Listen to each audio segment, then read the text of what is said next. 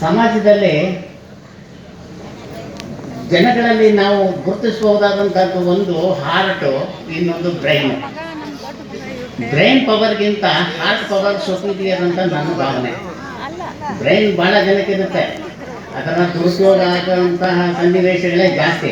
ಆದರೆ ಯಾವನಿಗೆ ಹೃದಯ ಇರುತ್ತೆ ಅವನು ಸಣ್ಣ ಸಣ್ಣ ಕ್ರಿಮಿಗಳಲ್ಲಿ ಕೂಡ ಅವನು ಆನಂದವನ್ನು ಅಥವಾ ಅದಕ್ಕೆ ಹಿಂಸೆಯನ್ನು ಮಾಡದೆ ಅದನ್ನು ನೋಡ್ಕೊಳ್ತಾನೆ. ಆದರೆ ಬ್ರೈನ್ ಅವನು ಸಮಾಜದ ಒಳ್ಳೆಯದಕ್ಕೆ ಕೆಲಸ ಮಾಡಬಹುದು, ಆದರೆ ಮಾಡ್ತೇ ಇರ್ತಕ್ಕಂತಹ ಸನ್ನಿವೇಶಗಳೇ ಜಾಸ್ತಿ.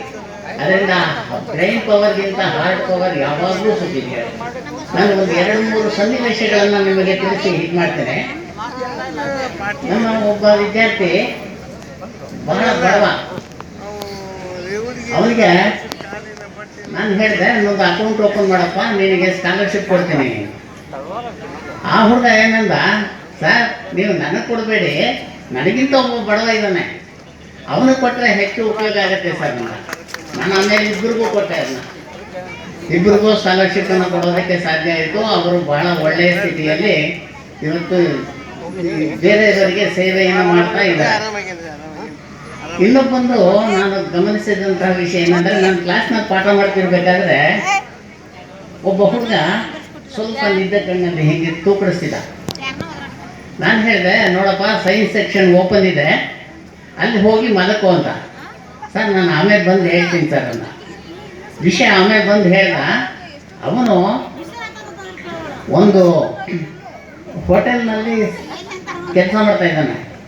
ರಾತ್ರಿ 12 ಗಂಟೆವರೆಗೆ ಕೆಲಸ ಮಾಡಿಸಿ ಬೆಳಿಗ್ಗೆ 4 ಗಂಟೆಗೆ ಎಬ್ಬಿಸಿ ಅವನಿಗೆ ಇಡ್ಲಿ ರುಬ್ಬೋದು, ಅದು ಇದು ಎಲ್ಲ ಪಾತ್ರೆ ತೊಳೆಯೋದು ಎಲ್ಲ ಕೆಲಸಕ್ಕೆ ಹಚ್ಚಿಬಿಡ್ತಿದ್ರು. ಅವನಿಗೆ ಭಾಳ ಹಿಂಸೆ ಆಯ್ತಿದ್ರು.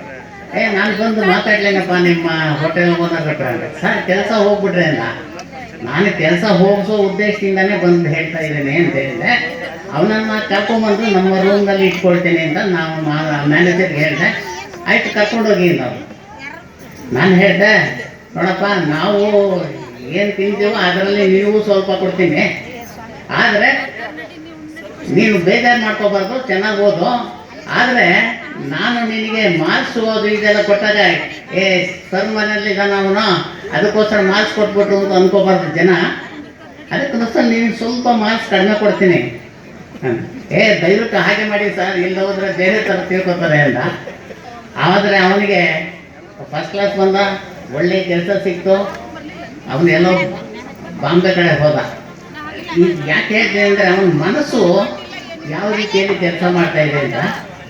ಜೀವನದಲ್ಲಿ ನಾವು ಯಾವಾಗಲೂ ಒಂದು ಒಳ್ಳೆಯ ಕೆಲಸವನ್ನು ಮಾಡಿದರೆ ಅದಕ್ಕೆ ಭಗವಂತ ಹೆಚ್ಚಾಗಿ ಬೆಲೆ ಕೊಡ್ತಾನೆ.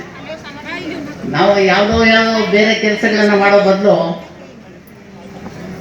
ಬಡ ಜನಗಳಿಗೆ ಅಥವಾ ಇನ್ಯಾವುದೋ ಕಷ್ಟದಲ್ಲಿರ್ತಕ್ಕಂಥವ್ರಿಗೆ ಸಹಾಯ ಮಾಡಿದ್ರೆ ಅದು ನಿಜವಾದಂತಹ ದೇವರ ಪೂಜೆ ಅಂತ ನಾನು ಭಾವಿಸ್ತೀನಿ.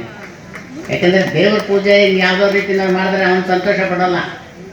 ಅವನು ಯಾರಿಗೆ ಅವಶ್ಯಕತೆ ಇದೆಯೋ ನೀವು ಅದನ್ನ ಕೊಟ್ಟರೆ, ಆ ಸಹಾಯ ಮಾಡಿದ್ರೆ ಆಗ ದೇವರಿಗೆ ಸಂತೋಷ ಆಗುತ್ತೆ. ಯಾಕೆಂದರೆ ನಮ್ಮ ಹತ್ರ ಇರೋ ದುಡ್ಡು ನಮ್ದಲ್ಲ, ಅದು ಆ್ಯಕ್ಚುಲಾಗಿ ಕಸ್ಟೋಡಿಯನ್ಶಿಪ್ ಅಂತಾರೆ.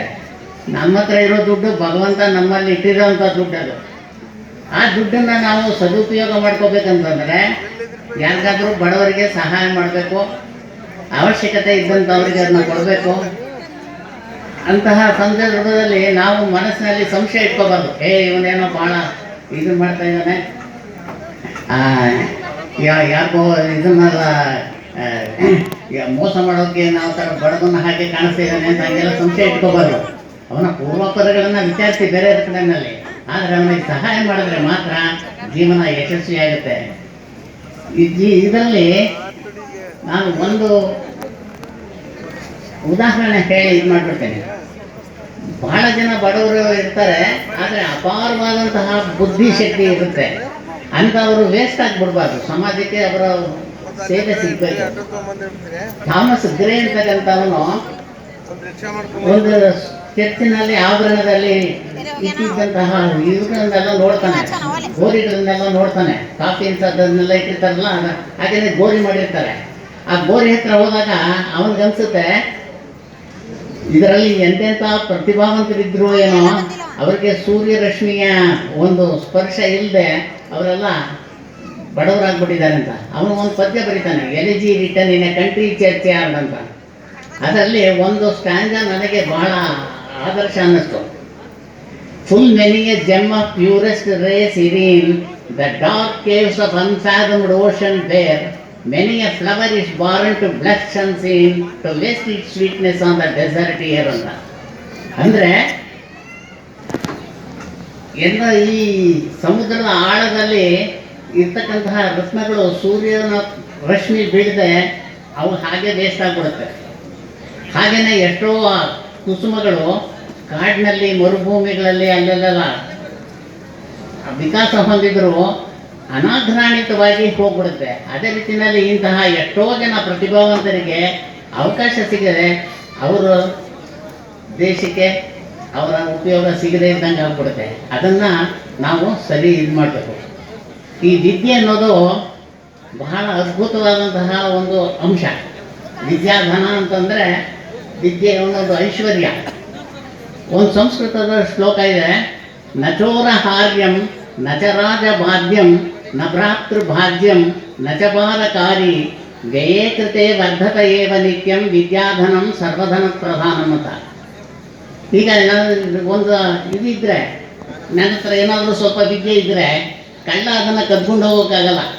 ನಚೋರ ಹಾರ್ಯಂ ನಚ ರಾಜಭಾಗ್ಯಂ, ನನ್ನ ಹತ್ರ ಎಷ್ಟೋ ವಿದ್ಯೆ ಇದೆ, ಅದನ್ನು ಯಾವ ಸರ್ಕಾರನೋ ರಾಜನೋ ಅದನ್ನು ಕಿತ್ಕೊಳ್ಳೋಕ್ಕಾಗಲ್ಲ. ನ ಭ್ರಾತೃಭಾಗ್ಯಂ, ಅಣ್ಣ ತಮ್ಮಂದ್ರೆ ಅದರಲ್ಲಿ ಭಾಗ ಕೊಡು ಅಂತ ಕೇಳೋಕ್ಕಾಗಲ್ಲ. ನಚ ಬಾಲಕಾರಿ, ನಿನ್ನ ಹತ್ರ ವಿದ್ಯೆ ಇದ್ದರೆ ಅದನ್ನು ಎಷ್ಟು ದೂರ ತೊಗೊಂಡೋಗ್ಬೇಕಲ್ಲಪ್ಪ, ಮೈಸೂರುವರೆಗೂ ತೊಗೊಂಡೋಗ್ಬೇಕು, ಬೆಂಗಳೂರುವರೆಗೂ ತೊಗೊಂಡೋಗ್ಬೇಕು ಅನ್ನೋ ಪ್ರಶ್ನೆ ಬರೋಲ್ಲ. ಅದು ನಚ ಬಾಲಕಾರಿ ವ್ಯಯೇ ಕೃತೆ ವರ್ಧತ ಏವ ನಿತ್ಯಂ, ಖರ್ಚು ಮಾಡಿದಷ್ಟು ಹೆಚ್ಚುತ್ತದು.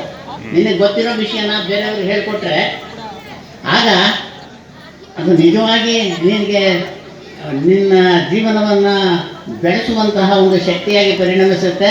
ಅದು ನಿಮ್ಮಲ್ಲಿ ದೃಢವಾಗುತ್ತೆ ಆ ವಿದ್ಯೆ. ಅದಕ್ಕೆ ಇಂತಹ ವಿದ್ಯೆಯನ್ನು ಮಹಾಧನ ಅಂತ ಕರೀತಾರೆ.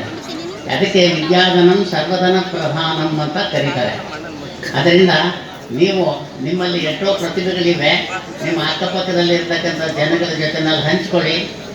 ಅವರು ಮುಂದಕ್ಕೆ ಬರಲಿ, ನೀವು ಮುಂದಕ್ಕೆ ಇನ್ನೂ ಹೆಚ್ಚು ಯಶಸ್ವಿಯಾಗ್ತೀರಿ. ಇಷ್ಟು ಹೇಳಿ ನಾನು ಈಗ ಶ್ರೀ